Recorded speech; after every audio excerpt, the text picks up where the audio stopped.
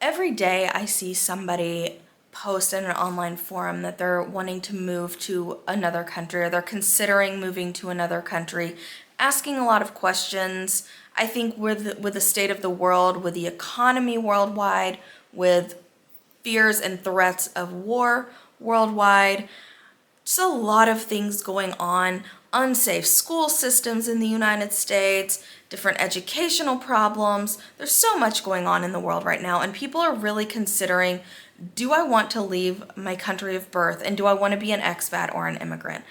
And I see both sides of it because I'm in a lot of groups of current and prospective expats, and then I'm in some groups with only current expats. And they're very different what they share because in the groups of prospective expats, it's a lot of questions and a lot of where do I send my kid to school and what do I do? How do I get a doctor and how do I get residency and how do I get identification in the country? Just a lot of different questions. Or once they get there, where do I find almond flour or where do I find this? Or, just practical questions. But in the groups that's long-term expats or immigrants, you see a lot of other questions come up, and it made me think about what are some of the main things that we give up by being an expat? And we all know that when you say yes to one thing, you're saying no to another thing. And it's not a bad thing, it's just a reality.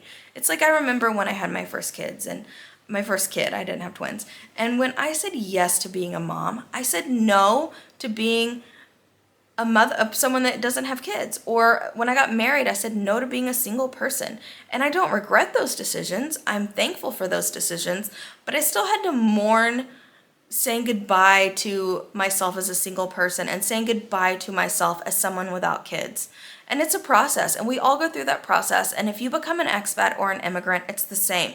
You mourn things from your old life because you're no longer in that life. You're now an expat or an immigrant, and you have a new identity in that.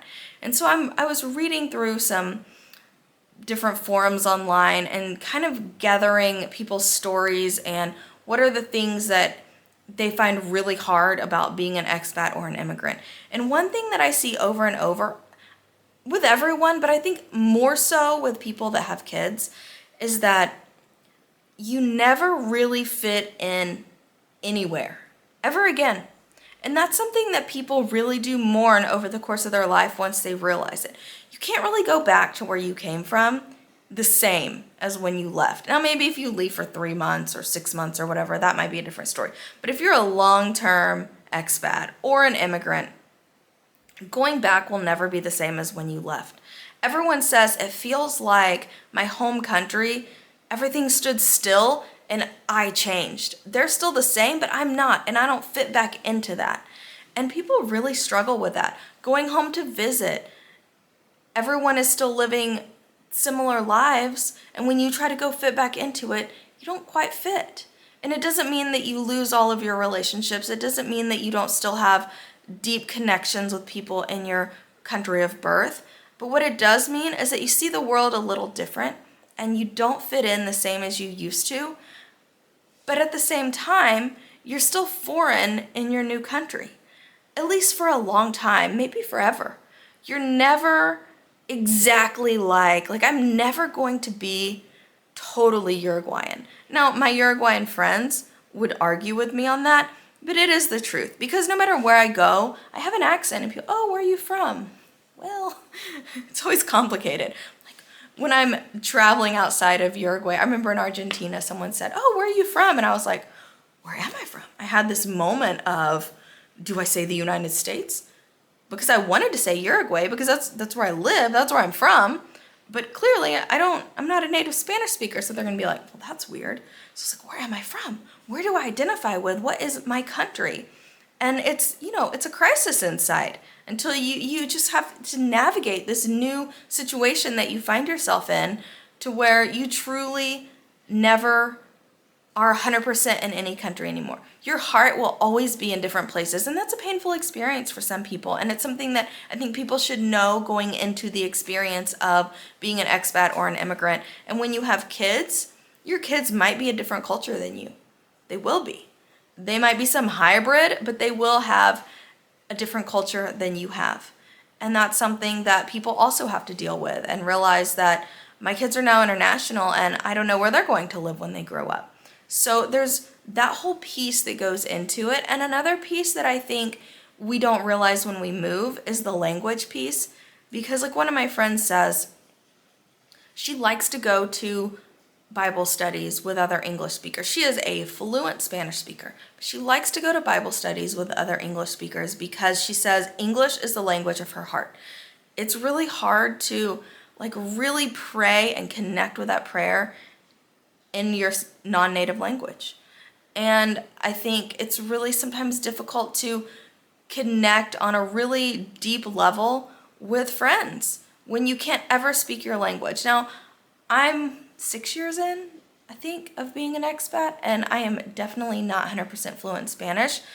And I think that I ask my kids this all the time. I say, can you really express your emotions and your feelings and your deep thoughts in Spanish? And they're like, well, yeah, of course, because they are true native Spanish speakers now. But for me, that will never be my story. I can have friends that only speak Spanish, and we can connect in a lot of ways, but you're giving up this piece of who you are. Your voice sounds different in another language. Your personality is a little different in another language. I've heard people that speak 4 or 5 languages say, I have a different personality in every language. And I have one friend, I don't know, she speaks a lot of languages, and she says, she's not a native English speaker, but she said, my best personality is in English. I'm funny in English, and I can communicate easier in English. And it's just really interesting because we don't think of that. When we move, we're like, oh, this is so exciting. I'm going to practice this. I'm going to study this language. I'm going to communicate in this language. And it gets tiring. And we struggle. And that's why you'll see so many expat groups that have meetups and so many expats that get together and share the same language, because on some level, it is always nice to have someone that speaks your language and you can connect in your native language. I think that is one thing, as moving with a family has made it so much easier for me, because in my house and with my family, we speak English and we connect in that language, and I'm very grateful for that. And I see people that move being single, they don't have that experience, and it's much more difficult for them. So I think those are some really important things to consider when you're moving, because it's not always easy to say no to these things that have been a part of your life forever. Your language, your family and your friends, fitting in, knowing where you belong. Those things are really important inside of us, and it's something that we will have to mourn when we leave and when we go to another country. And it's not because you're doing it wrong. It's not because you're not meant to go to that country. It's not because this isn't a good fit for you. It's something that we all go through, and I think it's good to be aware of that going into it, so you're not taken off guard or discouraged or disappointed when it happens. So while we're saying yes to a lot of really good things when we move to another country, we're saying no to things that were also really good. And it's important to acknowledge that and recognize it and work through that inside of us.